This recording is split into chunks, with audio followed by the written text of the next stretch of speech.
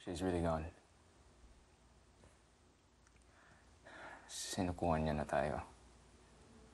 Just give her a few days. Magbabago rin ang isip niya. Babalik din siya sa atin. Dahil tayo ang pamilya niya. On her own, she is nobody.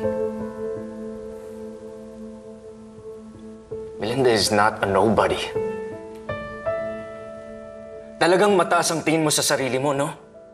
Nakalimutan mo ng malaking bahagi siya kung bakit nasa posisyon ka.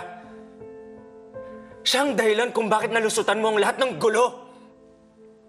Kung bakit makapangyarihan ka pa rin. Sa kabila ng lahat ng kinasangkatan mo. Melinda's right. You never cared about her. Ginamit mo lang siya.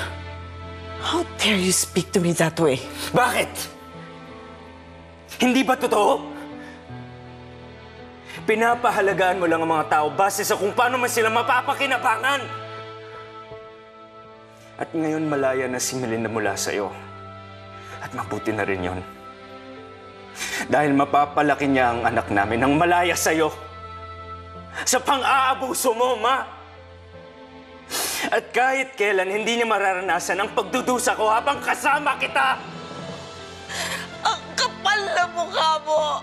I did everything You for you! controlled everything, Ma! Pati buhay ko, inangkin mo! Diniktahan mo lahat ng mga desisyon ko, pati sa taong dapat mahalin ko! Wala akong paninindigan sa sarili ko, Ma! Sa mga taong importante sa akin, naging duwag ako ng dahil sa'yo!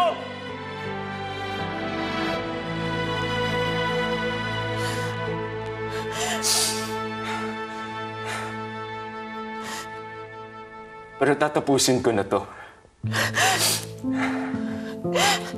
Hindi mo na papakialaman ang buhay ko.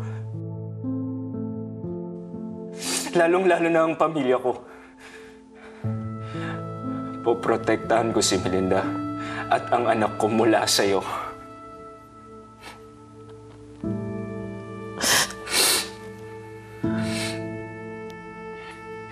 I'm gonna win her back. At papatunayan ko na karapat-dapat ako sa kanya at sa anak ko.